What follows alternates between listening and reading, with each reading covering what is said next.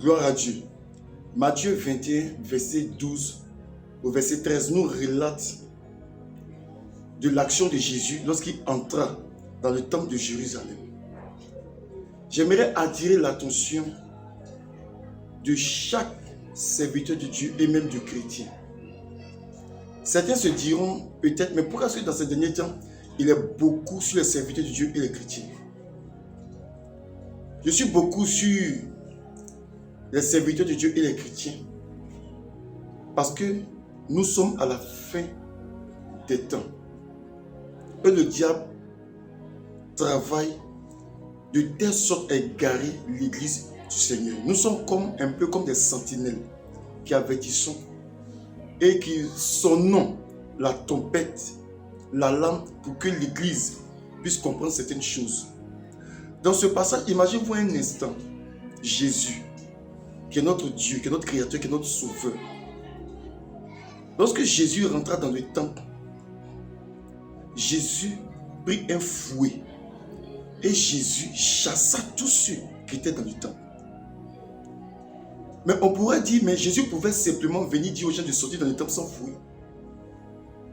Jésus pouvait venir exhorter, mais les gars, ce n'est pas bon de vendre ici. Ça ne glorifie pas Dieu, sortez du temple. Jésus pouvait le faire, mais Jésus ne l'a pas fait. Il a pris un fouet et il a chicoté copieusement ceux qui vendaient dans le temple. Ces personnes n'étaient même pas dans le lieu saint ou le lieu très saint. Ces personnes vendaient dans le parvis. Ces personnes vendaient dans le parvis. Mais l'intention de ces personnes n'était pas mauvaise. Ils avaient une bonne intention. Il y avait une bonne intention parce que pour ne pas que les gens viennent avec se fatiguent à soulever les moutons et autres pour envoyer au sacrifice. Eux-mêmes, ils vendaient les choses pour alléger ou pour faciliter la tâche à ces pèlerins qui venaient adorer. Il y avait des échanges également parce que d'autres venaient d'autres pays pour venir adorer, comme l'eunuque éthiopien, venir adorer. Donc, ils ne venaient pas avec la monnaie de César, ils venaient avec leur propre monnaie. Donc, il y avait des échanges. Donc, ces personnes sont mises dans le temple pour faire ces échanges et pour vendre certains animaux par rapport au sacrifice. L'intention était bonne. Mais l'intention n'a pas plu à Dieu. Parce que Dieu ne fonctionne pas en fonction des intentions, de nos intentions, mais Dieu agit en fonction de sa parole. Lorsque nous prenons le cas de Uza, lorsque l'âge voulait tomber, son intention était de bloquer l'âge, pour ne pas que l'âge tombe. Il a bloqué l'âge, Dieu l'a tué immédiatement. En d'autres termes, Dieu aurait souhaité même que l'âge même tombe. Et que les sacrificateurs viennent porter l'âge. Mais Dieu a frappé Uza. Ça a choqué David. Parce que l'intention derrière l'action de Uza n'était pas mauvaise. Elle était bonne. Elle était louable. Elle était bonne. Mais l'intention ne plut pas à Dieu. Pour dire que nos intentions là, si nos intentions ne rentrent pas dans le cadre de la parole de Dieu, ça devient un danger. Ça devient un interdit. Ça devient un interdit. Les gens vendaient dans le temple pour faciliter la tâche. Ça a créé des problèmes.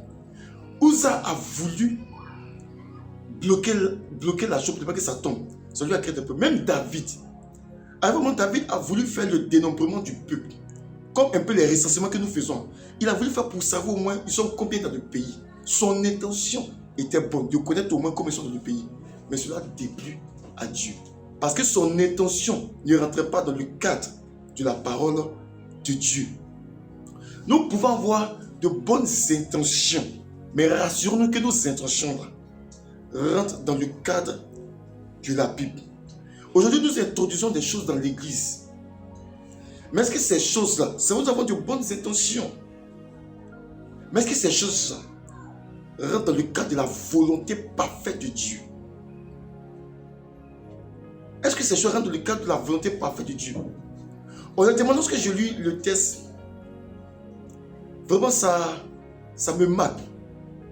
Ça me marque. Parce que Jésus pouvait parler. Je me suis dit, mais Jésus pouvait parler aux gens.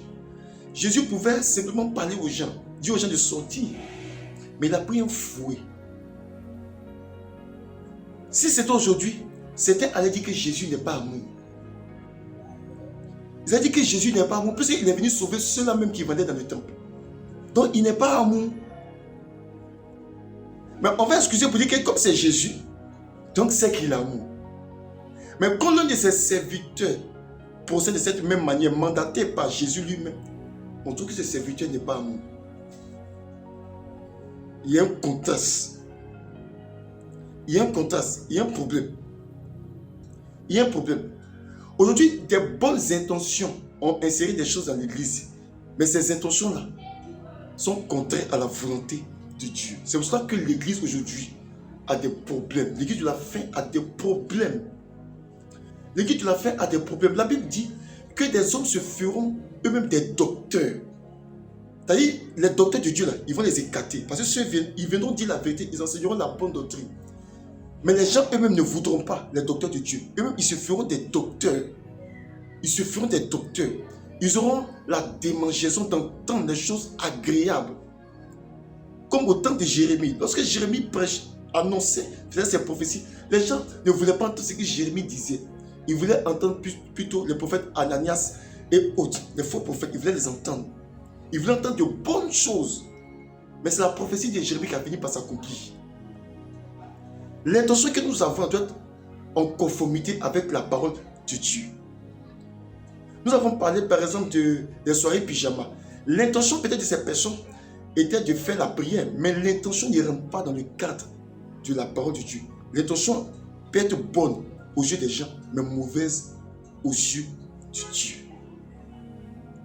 Faisons très attention. Je vais vous encourager ce jour à essayer de méditer. De grâce, allez-y méditer sur ce passage-là. Sur ce passage, allez-y méditer sur ce passage-là. De Matthieu 21, verset 12 au verset 13. Allez-y méditer dessus. Et posez-vous les bonnes questions. Mais Jésus pouvait parler aux gens. Il pouvait les dire de sortir parce qu'il avait cette autorité-là. De parler aux gens et les choses allaient lui obéir. Les hommes allaient lui obéir. Mais il a pris un fouet. Il a pris le fouet et l'a chassé des gens. Jésus n'a pas regardé l'intention des gens. Dieu n'a pas regardé l'intention de Uza. Dieu n'a pas regardé l'intention de David. Dieu a appliqué la correction. On peut comprendre que pour Uza, c'est dans l'Ancien Testament. Pour David, c'est l'Ancien Testament. Mais Jésus lui-même, Nouveau Testament, Jésus lui-même a pris un fouet. Il a pris un fouet. Et la suite de la phrase de Jésus est celle-ci. Ma maison sera appelée une maison de prière. Mais vous avez fait une maison de commerce. Une maison de business. Une maison de business. Une maison de dévotion. Si Jésus rentrait aujourd'hui dans notre temps, qu'est-ce qu'il dirait? On allait dire au Seigneur, ah mais Seigneur, on a fait quelque chose parce que notre intention c'est de te glorifier. Mais le Seigneur allait le dire, mais est-ce que c'est conforme à ma volonté? Est-ce que vous m'avez consulté? Vous avez eu des idées, mais est-ce que vous avez consulté? Est-ce que vous m'avez consulté? Non. Vous savez, j'ai compris une chose avec le Seigneur par rapport à l'église. C'est Jésus qui est le chef de l'église et c'est Jésus qui donne ses instructions par rapport au fonctionnement de son église. Ce n'est pas nous qui donnons des instructions à Dieu de comment doit fonctionner l'église. C'est pour ça que tous les bons serviteurs de Dieu là, avant de prendre une décision par rapport pour l'année et autres, ils vont consulter Dieu, chercher Dieu pour voir qu'est-ce que Dieu attend d'eux pendant l'année. Et en fonction de la direction de Dieu, ils procèdent et ils agissent dans l'église. Ils posent des actions. Nous voulons encourager le peuple de Dieu à faire attention, à méditer sur ce passage. De grâce, ne regardez pas mon visage. Allez-y méditer sur le passage.